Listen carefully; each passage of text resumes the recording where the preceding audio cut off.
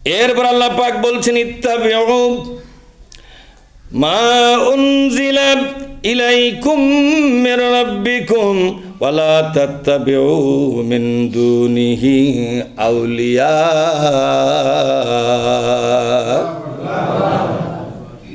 কলিলাম মা তাযাক্কারুন। আল্লাহ পাক বলছেন ইত্তাবিউ মেনে চলো, ইত্তাবিউ মানে মেনে চলো, অনুসরণ করে চলো, প্রত্যেকটা হুকুম মাথা পেতে গ্রহণ করো। কি মেনে চলবো? জবাব আল্লাহ পাক দিলেন মা মানে যাহা কিছু উনজিলা ইলাইকুম তোমাদের কাছে অবতীর্ণ করা হয়েছে। বলেন তো আমাদের কাছে আসমান থেকে কি নাজিল করা হয়েছে? কোরআন নাজিল করা হয়েছে। এ কোরআনের প্রত্যেকটি কথাকে মেনে চলার জন্য সিদ্ধান্ত নেও, এই নির্দেশটা কে দিলেন? নির্দেশটার প্রথম শব্দটা ইত্তাবিউ, তোমাদেরকে মানতেই হবে, তোমাদেরকে মেনে চলতেই হবে। এই নির্দেশটা কার? এটা কিন্তু ইম্পারেটিভ মুড, এটা কমান্ডিং সেন্টেন্স। ইত্তাবিউ শব্দটা কমান্ডিং অর্ডারে, তোমাদেরকে মানতে হবে। কমান্ড কোন দিন এলোমেলো করে মানে ঠান্ডা কথাই হয় না, বাবা তোমরা মেনে চলো, ইনকা কথা। এটা কমান্ডিং হয় না, উপদেশ হয়। এটা এটা আর কমান্ড শব্দটা কিভাবে আসবে? কমান্ড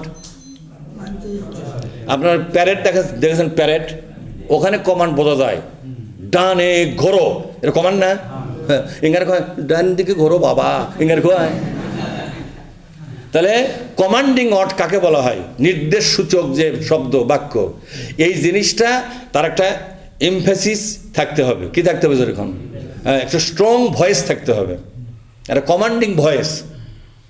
নির্দেশ, হুকুম জারি করা হচ্ছে, ইত্তাবিউ তোমাদেরকে মানতে হবে। এখন প্রশ্ন করছে আল্লাহ কি মানবো? কি মানবে করছ?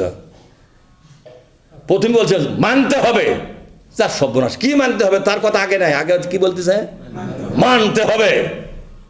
মা মানে যা কিছু উনজিলা ইলাইকুম তোমাদের প্রতি অবতীর্ণ করা হচ্ছে, এর প্রত্যেকটা বিধান তোমাকে মানতে হবে।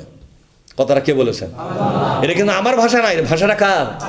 সৃষ্টিকর্তার ভাষা। এই ভাষা আসছে আরশে আজিম থেকে। আপনি বাংলায় শুনতেছেন, কিন্তু ভাষাটা কোত্থেকে আসছে? জোরে কোন? আরশে আজিম থেকে, মহান আল্লাহর নিজস্ব জবানের ভাষা এটা। এর চেয়ে বড় কিছু আসার? ইত্তাবিউ মানতে হবে তোমাদেরকে। কতটুকু মানবে? মা মানে যতটুকু আমি নাজিল করেছি তোমাদের কাছে তার পুরাটাই মানতে হবে। কিছু মানবে আর কিছু মানবে না। এই খিচুড়ি মার্কা বান্দার দরকার। এটা তো হনুমান মার্কা মানুষ, কিছু মানে আর কিছু মানে না। না না না, ইসলামের ধর্ম অঙ্গনটা মানবেন, ইসলামের শাসন বিধানটা মানবেন না, তা হতে পারে না। ইসলামের ভিতরে নামাজের হুকুম মানেন, রোজার হুকুম মানেন, জেকের ফেকের করার হুকুমগুলো মানেন, ঠিক না?